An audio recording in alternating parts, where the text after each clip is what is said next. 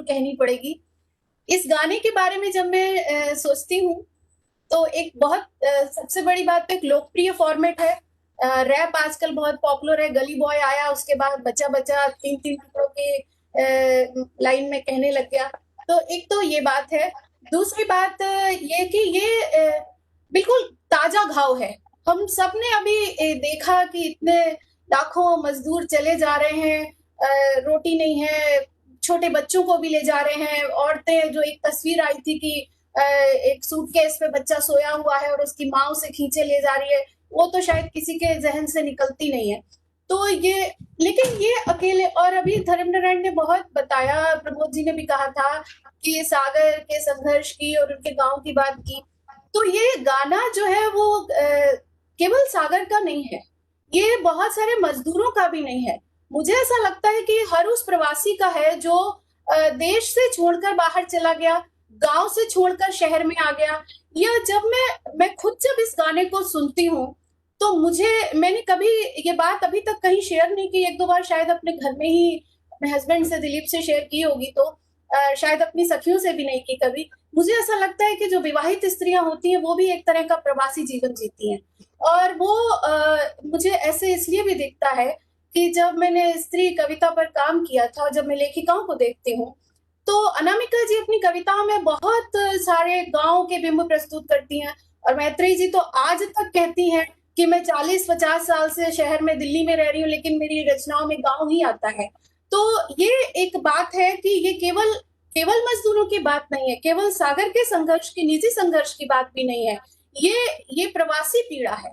और जब मैंने जो कहा कि एक विदेश जब जाती है या गांव से बाहर भी स्त्री आती है तो पुरुष के साथ वो मजदूर जो आता है तो उसकी पत्नी भी आती है।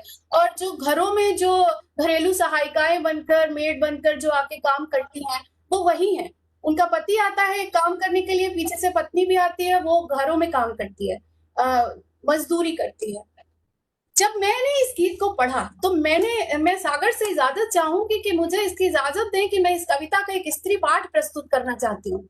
कि मैं कैसे एक स्त्री होकर जब इसको पढ़ती हूँ तो मुझे लगता है कि ये मजदूर की कथा है, ये उस विवाहित स्त्री की भी कथा है। इसमें बहुत सारी पंक्तियां ऐसी हैं, मैं उनको पढ़ करके बताऊंगी। सागर मुझे इजाजत दो, क्योंकि ये है तो आपकी चीज, लेकिन मैं इसको अपनी बात से कह रही हूँ।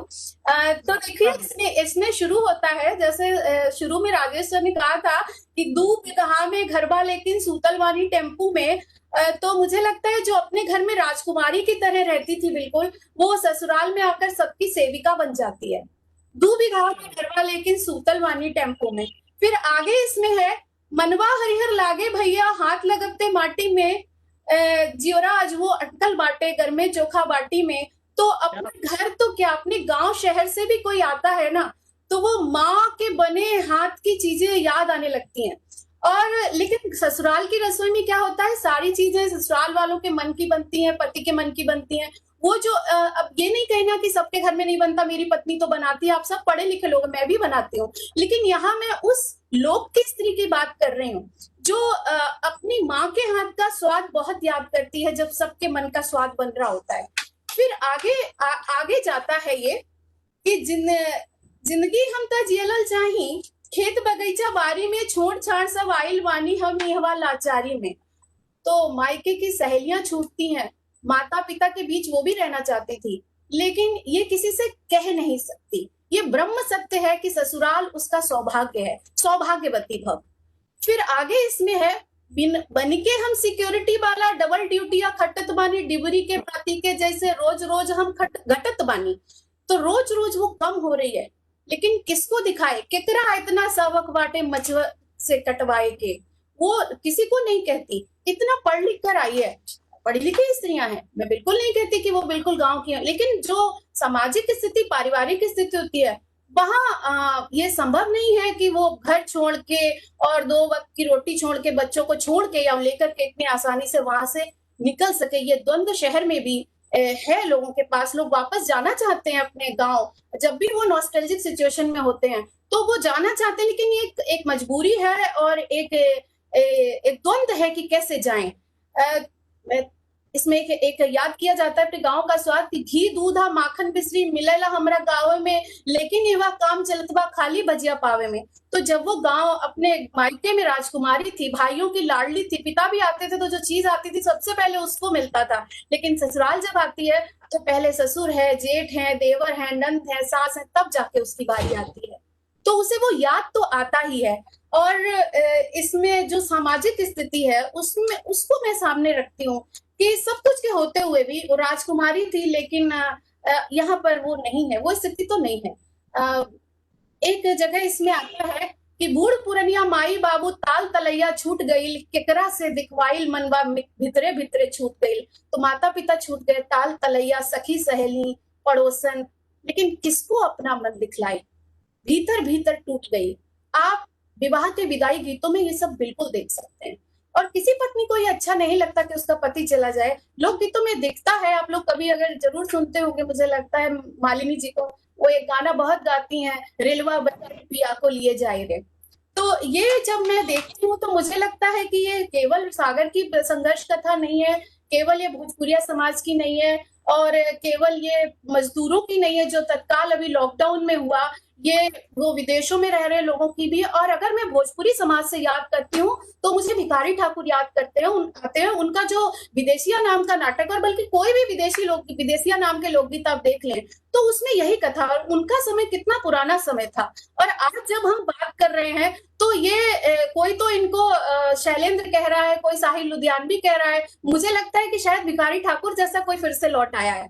तो ये सबके देखने का अलग अलग चीजें हैं। और भोजपुरी साहित्य पर मेरा बहुत विशेषज्ञता मुझे हासिल नहीं है, लेकिन जो मैंने इस गाने के बहाने जो सुना वो तो समझा। एक और इसमें पैरा आता है कि इतना मुवला जेला पर भी फूटल कौड़ी मिलत ना, लौना लकड़ी खर्ची बर्ची घर के कमवा जूरत ना। पर जब कोई पत्नी जब घर में काम कर रही होती, बहू, तो वहां उसको पैसे तो नहीं मिलते, लेकिन प्रेम तो मिलता है। मगर कई बार इतनी सेवा करने के बावजूद भी उसे हमेशा ताने मिलते हैं और कोई उसको बदले में प्रेम भाव भी नहीं मिलता। तो नई एक और जगह है इसमें, महानगर के तौर तरीका समझ में हमरा आवे ना, घड़ी घड़ी पर डांटे लोगवा ढंग से कछु बतावे ना। कोई नहीं बताता कि इस घर की रस्म रिवाज क्या है, इस घर में कैसा खाना पीना है। बस ताने पर ताने, माँ बाप के घर से ये भी नहीं सीखा, आपके घर में ऐसा भी नहीं। जबकि दो संस्कृतियां बिल्कुल अलग। आप एक ही शहर में भी अगर दो घरों में ब्याह होते हैं, एक ही मोहल्ले में भी, तब भी दो घरों का अलग अलग संस्कृति है, अलग अलग तरह का खान पान है। तो बजाय बताने के शुरुआती दौर में तो उसकी ऐसे ताने उस पर बरसाए जाते हैं। बाद में होता यह है कि वो अगर पूरब की स्त्री पश्चिम में ब्याही है तो कुछ महीने बाद, कुछ सालों बाद अगर आप उससे मिले तो आप पहचानेंगे नहीं, वो उसी भाषा में बोलना शुरू कर देती है। वो बिल्कुल पश्चिम जुबान में बोलती है, लेकिन इसका मतलब ये नहीं कि वो अपने वहां के याद नहीं करती जब भी कभी मायके जाती। पर आजकल समय थोड़ा बदल गया है। लोगों ने अब तीज त्योहार भी मनाने छोड़ दिए क्योंकि वो आधुनिक हो गए हैं, क्योंकि वो पुरातनवादी हो गए हैं, उनके अर्थ बदले हैं। हालांकि नए तरीके से लोग किट्टी पार्टी मनाते हैं, कोई नए तरीके से कोई याद करता है। नहीं तो मैं देखती हूँ कि बड़े शहरों में नैवेद्यम है, और एक जगह मैंने देखा कि लिट्टी चोखा का ठेला लगता है और खूब लोग जा करके उसको खाते हैं। ये कोई वही पीड़ा है जो इस गाने में आई है कि हम खाने के बहाने याद करते हैं, हम गाने के बहाने याद करते हैं, हम बहाने के बहाने याद करते हैं। जैसे आज हम लोग इतने सारे लोग जब बैठे हैं, हम लोग भी कहीं शायद वो सब याद कर रहे हैं, अपने नॉस्टैल्जिक दृश्य में पहुंच जाते हैं।